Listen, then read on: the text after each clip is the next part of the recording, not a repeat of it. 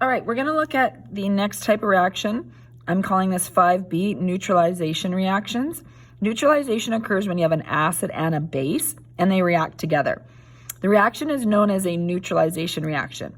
The products are always going to be water and it's salt. Now a salt can be just a positive and negative ion together. This is also a double replacement reaction. So that's why I called this 5A and this 5B. So we would want you to know specifically that this is neutralization, but you're really just going to do the double displacement when you're thinking of this. So double displacement is this type, but we would know a little bit more specifically what this would be if it's neutralization and an acid and a base. Remember that an acid always starts with an H+. It may say the acid name in a question. A base will always have hydroxide in it, just so you know.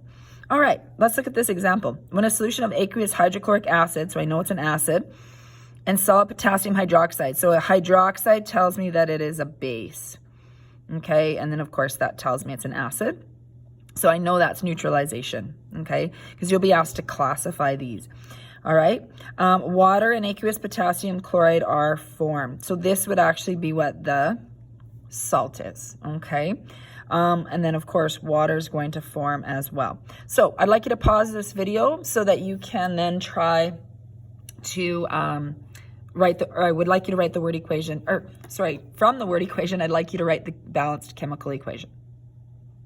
Okay, so you should have this filled in. Let's just make sure you have this right. Hydrochloric acid, that one's common enough that you probably maybe will have memorized it or will memorize it.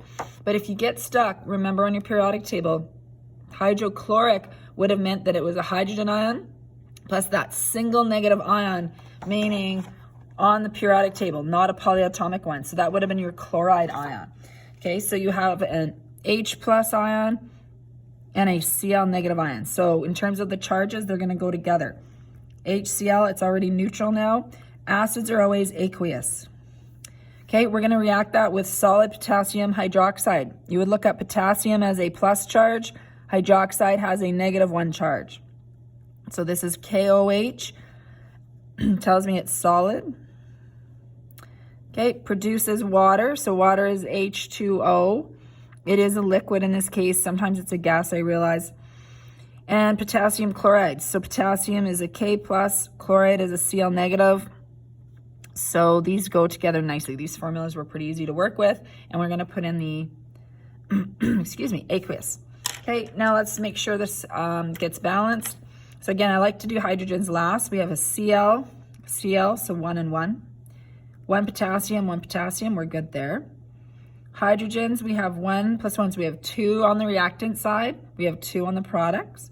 We have 1 oxygen and 1 oxygen, so it is already balanced. Now, just a quick mention as to how come this is double displacement. Take a look so the Cl and the K still switched places, so they're KCl. And what happened is that left H+ to react with or combine with OH negative. So when that goes together, you get HOH. Hydrogen hydroxide is really H2O or water.